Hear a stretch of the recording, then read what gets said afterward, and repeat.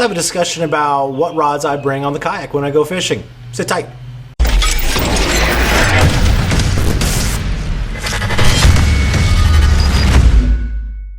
Hey, what's going on? It is a beautiful day in Northern California. I am going fishing tomorrow, and I was thinking, you know, I've been gone for a little while, I'll be gone again, gotta have some video ideas. I'm like, you know what?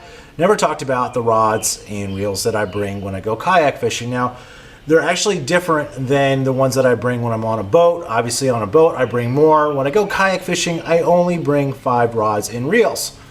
I guess I don't have to say rods and reels, that's pretty self-explanatory.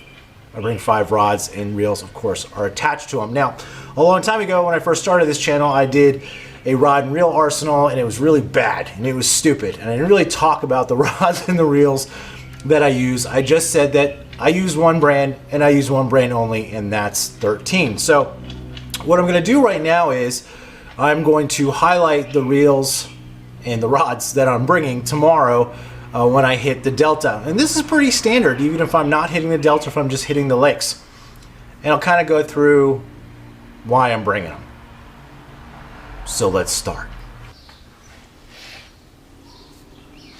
So let's start off with the spinning setup. And no, you're not hallucinating. This is the exact spinning setup that I lost on the Delta a couple of weeks ago. It is a 13 Omen Gen 2. It is a medium action. It is 7 foot 1 inches long.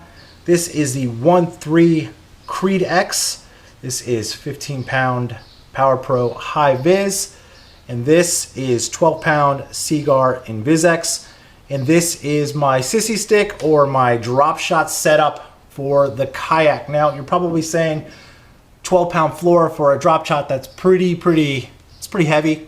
That's only for the Delta. If I was going to fish a lake in the kayak, I would dumb it down, or I would take it down to about an 8. The vegetation in the Delta is really, it's powerful, and you know, you want something a little bit stronger. Plus there's that hope or that prayer that there is that 12 pounder at the end of your line, so you want something to really kind of be able to stand up to that particular weight. So, you know, honestly, I love this setup so much. I sold a couple of things and I bought the exact same one because it never did me wrong. I have one spinning setup now. Now, in the prior video, I mentioned that I had 2. I got rid of one of them just because I just didn't need it and I wasn't using. I typically only use a spinning setup for drop shot. The really finessey baits or the weightless stuff, I can get out on a bait caster quite easily.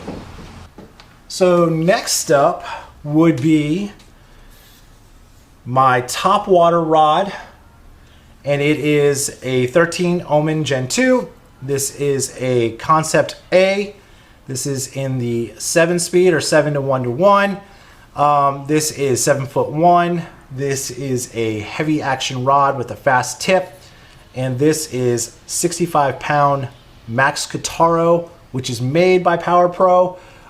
It's a little bit thinner in diameter, so you can get more on. This reel is fully backed with braid, and it just holds up really well. And at the end of it right now for tomorrow, I got a frog. I think I learned my lesson.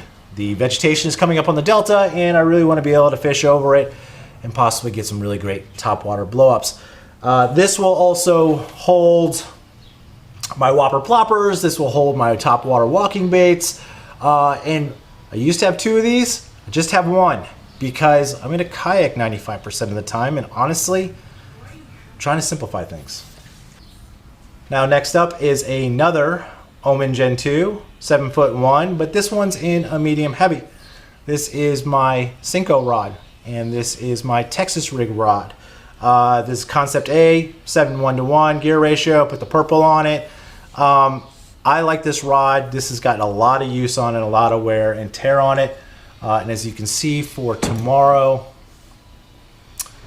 I have a wacky rig set up with a weight on it to kind of get through that vegetation a little bit more and help the worm hit that bottom quicker. This rod has gotten a lot of use this year because catching a lot of stuff on wacky rigs for some reason in the Delta.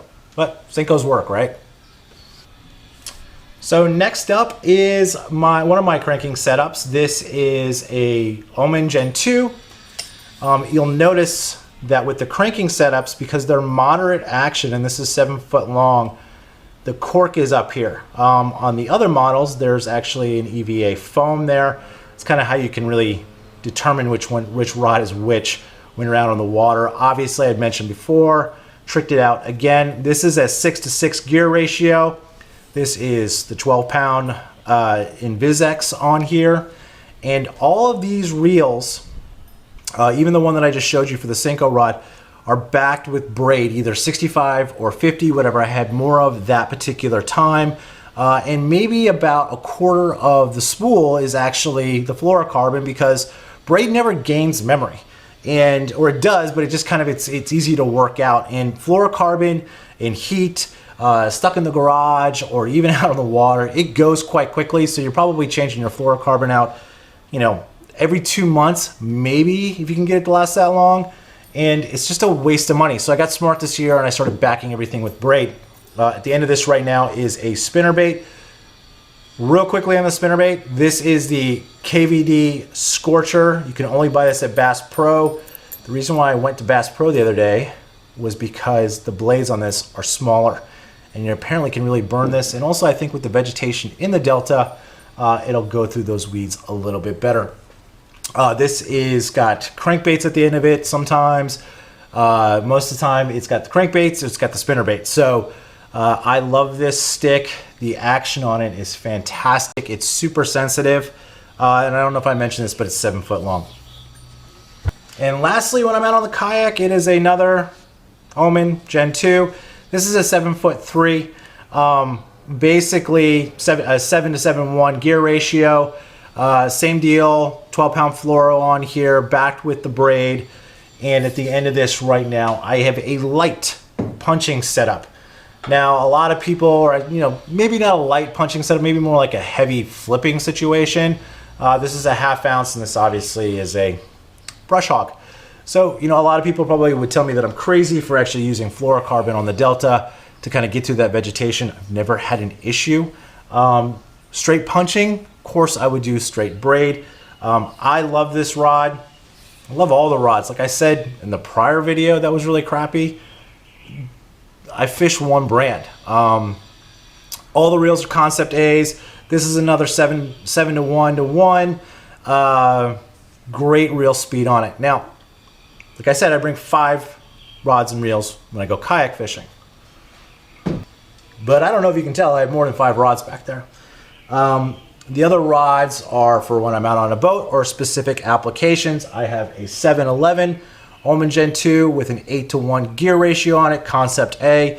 That is my punching stick. It's got the ability to pull those guys out of the mats and really kind of just take the beating that it needs to take.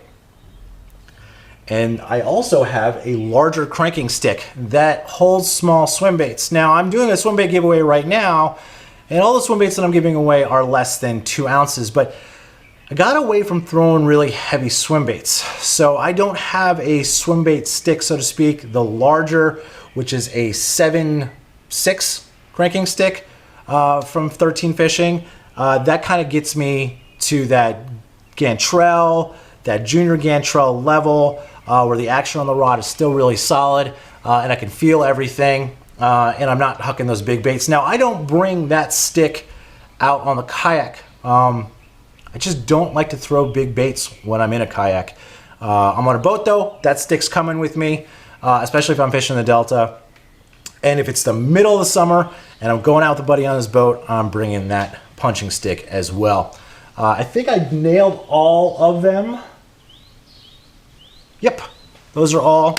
One more thing, as you can see, I don't know if you can see this hanging up, but these are rod gloves. I highly suggest everybody owns these things. It's a really great way to take care of your rods when you're putting them in and out of the car. If you own a boat, if you're putting them in and out of your, your rod locker, whatever it may be, it's not going to protect the eyes that well, but it might keep that, the inner part of the eye in there when you're knocking it around. So these are the rods and reels that I bring. Thanks for watching this video. No, it's just me talking. Give it a big thumbs up, share it if you want, ask questions in the comments below. Don't forget to subscribe. Don't forget about the giveaway. I'll talk to you soon. Have a great day. Thanks.